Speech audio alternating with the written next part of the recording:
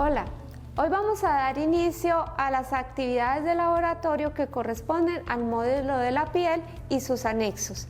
Vamos a hacer un recorrido por las diferentes infecciones que pueden afectarnos en la piel y de las cuales muchas veces debemos diferenciar unas de otras. En las infecciones de la piel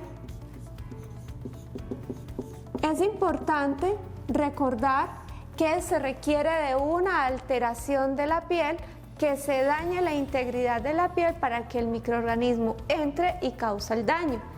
Esas alteraciones pueden ser dadas por el mismo microorganismo o a veces es necesario que posterior a un trauma tengamos el contacto con el microorganismo y sea por esta abrasión o esta ruptura de la integridad de la piel por donde va a ingresar el patógeno.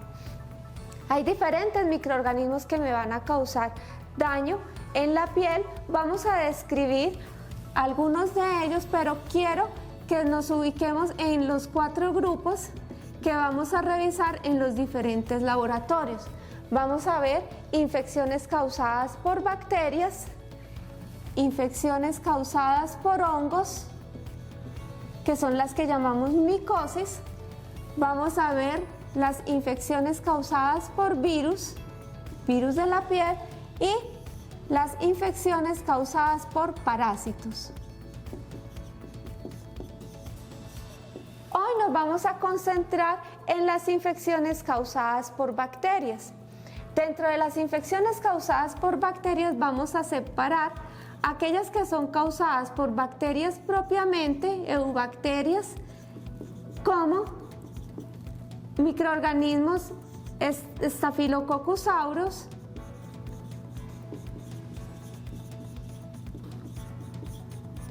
y Streptococcus pyogenes.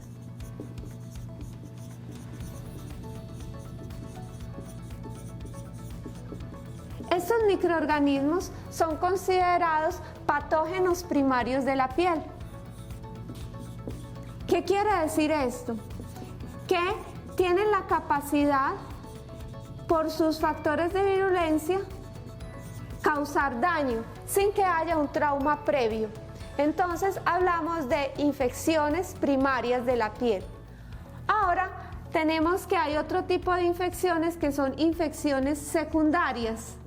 Estas infecciones secundarias quiere decir que debe haber un trauma previo para que el microorganismo ingrese.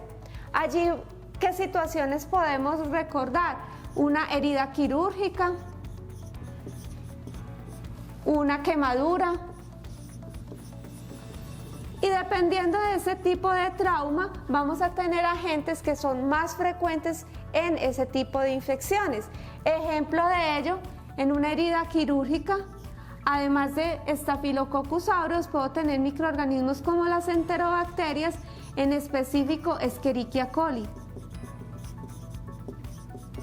y otros de los grupos de las enterobacterias. A nivel de quemaduras en la piel, hay un microorganismo que es muy común y es Pseudomonas aeruginosas.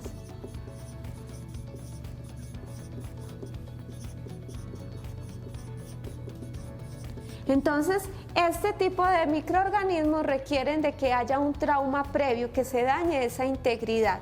Y están las infecciones sistémicas que tienen manifestaciones cutáneas, con manifestaciones cutáneas. Allí, ¿qué pasa? Hay una infección generalizada, pero la presentación de la enfermedad va a demostrar ciertas lesiones en piel. Un ejemplo de ello es la meningococcemia, que es causada por Neisseria meningitidis. Este es el grupo de las bacterias que vamos a describir a continuación como ejemplo de esos posibles microorganismos. Sin embargo, en la teoría vamos a ver muchos otros microorganismos los cuales son responsables de afecciones de la piel. Continuando con otros microorganismos, tenemos las micobacterias. Estas las describiremos propiamente en una práctica en donde hablaremos de cuáles son esas micobacterias no tuberculosas que afectan la piel y hablaremos también de lepra. En el caso caso de los hongos, hablamos de las micosis superficiales, cutáneas y subcutáneas. Vamos a tener también un laboratorio que me va a describir todos estos tipos de micosis. Y por último tendremos un laboratorio para describir algunas de las virus que afectan la piel, igual que los parásitos. Con esto hacemos un bosquejo general en lo cual vamos a desarrollar el módulo de piel con las actividades del laboratorio. Vamos a dar ejemplo de algunas de las infecciones causadas por Staphylococcus aureus a nivel de la piel. Describamos primero lo que corresponde al síndrome de piel escaldada producido por Staphylococcus. En esta situación clínica, el microorganismo produce una toxina y es esa toxina la que es responsable de unas lesiones que parecen escaldadas a través de la superficie de la piel. Allí, aunque cultivemos el microorganismo, no vamos a encontrar el aislamiento de este, sino que el efecto lo está causando la toxina.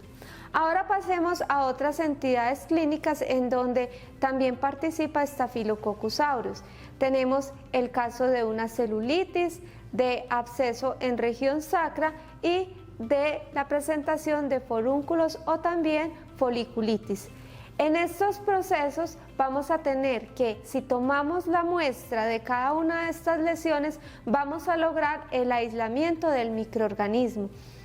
El microorganismo, una vez es recolectado en la muestra, tal como lo evidenciamos en métodos diagnósticos en microbiología, se obtiene la muestra del absceso o de la pus que tenemos en esa situación clínica, la llevamos al laboratorio y la vamos a procesar para obtener una coloración de Gram y los cultivos siguientes, para lograr la identificación y la prueba de susceptibilidad correspondiente.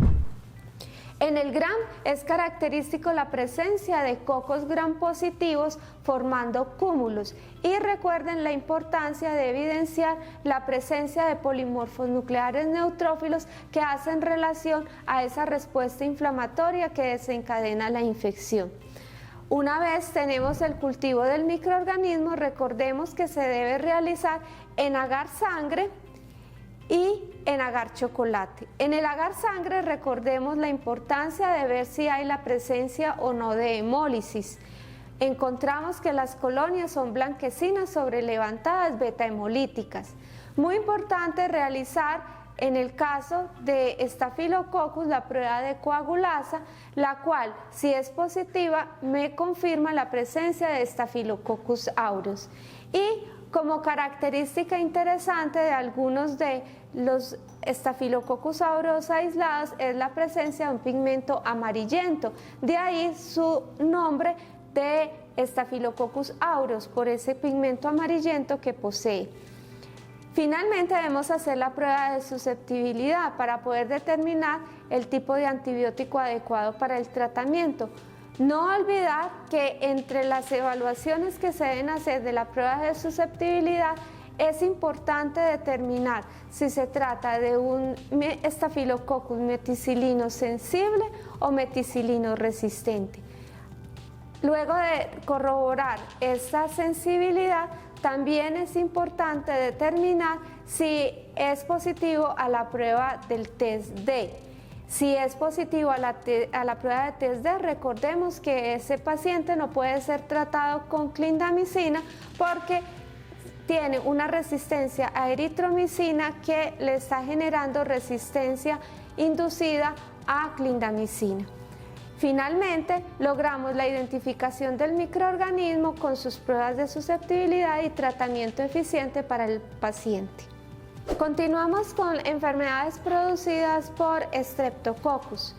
Uno de los agentes más comunes en infecciones en piel es Streptococcus pyogenes. Enfermedades como el impético o la celulitis son frecuentemente causadas por este microorganismo. Encontramos en el impético que son lesiones que se dan principalmente en niños y aunque es producido por Streptococcus pyogenes en varios de los casos, no debemos olvidar que Staphylococcus aureus también puede ser un agente del impético. También encontramos la celulitis, de la cual es también frecuentemente aislado Streptococcus pyogenes. Independiente del tipo de la lesión, debemos tomar la muestra en las condiciones apropiadas para lograr el aislamiento y posterior identificación del mismo. En el caso de Streptococcus pyogenes, recordemos que es muy importante, por ser un microorganismo hemolítico, que sea sembrado en agar sangre y observar en ese agar sangre el crecimiento con una beta hemólisis o halo transparente alrededor de la colonia. Una vez confirmamos la beta hemólisis, es importante continuar su identificación haciendo la prueba de bacitracina. En la prueba de la bacitracina, Streptococcus pyogenes es sensible. Por lo tanto, estas dos características me van a confirmar la presencia de este agente como agente infeccioso del proceso o enfermedad del paciente. Cuando hacemos la coloración de Gram, es característico observar la presencia de cocos gram positivos formando cadenas largas. Esto nos ayuda a orientar en el diagnóstico cuando aún no se tiene en el cultivo. Recordemos, el tratamiento de elección para Streptococcus pyogenes es la penicilina. Sin embargo, ya se han detectado algunas cepas que pueden ser resistentes. Por lo tanto, la no respuesta a este antibiótico puede ser requerida la prueba de sensibilidad a otros antibióticos que se le puedan dar al paciente. En el caso de infecciones por bacilos gram negativos, es interesante el papel que pueden jugar algunas enterobacterias, causando infecciones, por ejemplo, en heridas quirúrgicas. Encontramos que en estos procesos, sea por traumas controlados como un proceso quirúrgico, pueden venir sobreagregadas bacterias que infectan la piel y causar procesos en donde se va a producir pus. Esta pus es recolectada y procesada para cultivo, como lo hemos mencionado, cultivo para aerobios.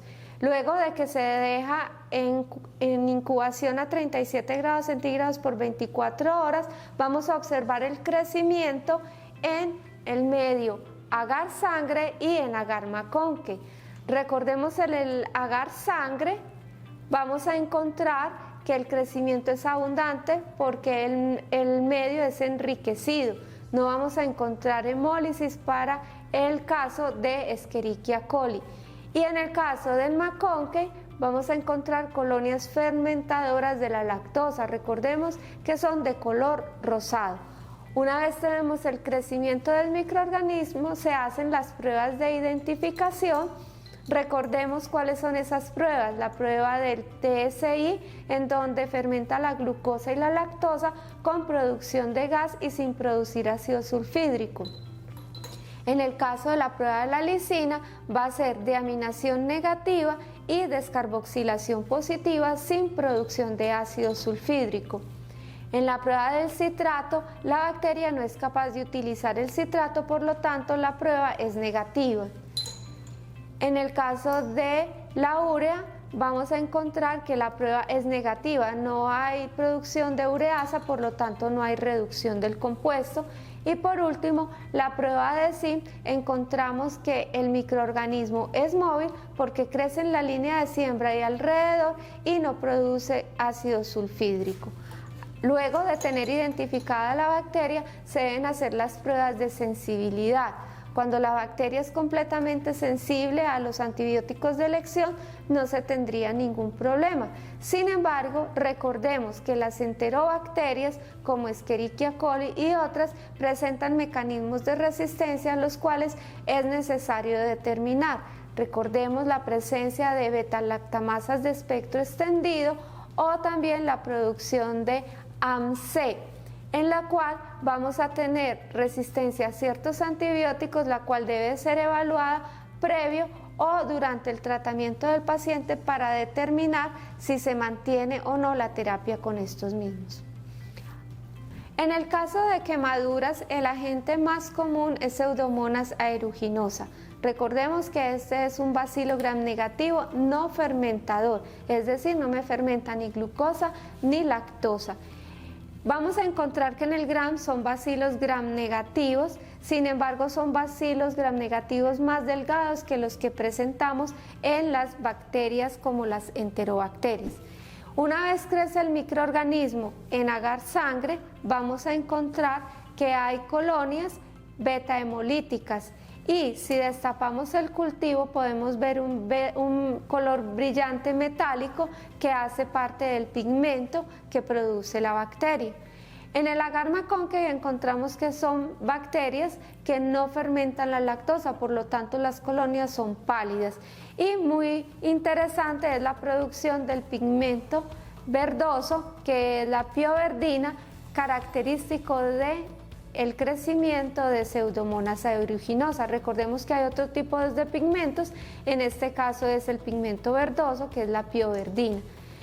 Luego de hacer las pruebas de identificación podemos observar que es una bacteria que en la prueba del TSI podemos demostrar o evidenciar la no fermentación de la lactosa ni de la glucosa. En la prueba de la lisina encontramos que es una prueba negativa para la deaminación y la descarboxilación, dado que no fermenta la glucosa. En la prueba del citrato es la prueba positiva para este microorganismo. La prueba de urea es positiva, colocándose de un color rosado por la presencia de la ureasa, y finalmente la prueba de SIB es un microorganismo que es móvil no productor de ácido sulfídrico. Recordemos siempre la necesidad de elaborar la prueba de susceptibilidad para poder determinar la presencia del antibiótico apropiado para el tratamiento del paciente. Con esto damos por terminadas algunas de las bacterias que producen infecciones en la piel. Para continuar veríamos las micobacterias. Muchas gracias.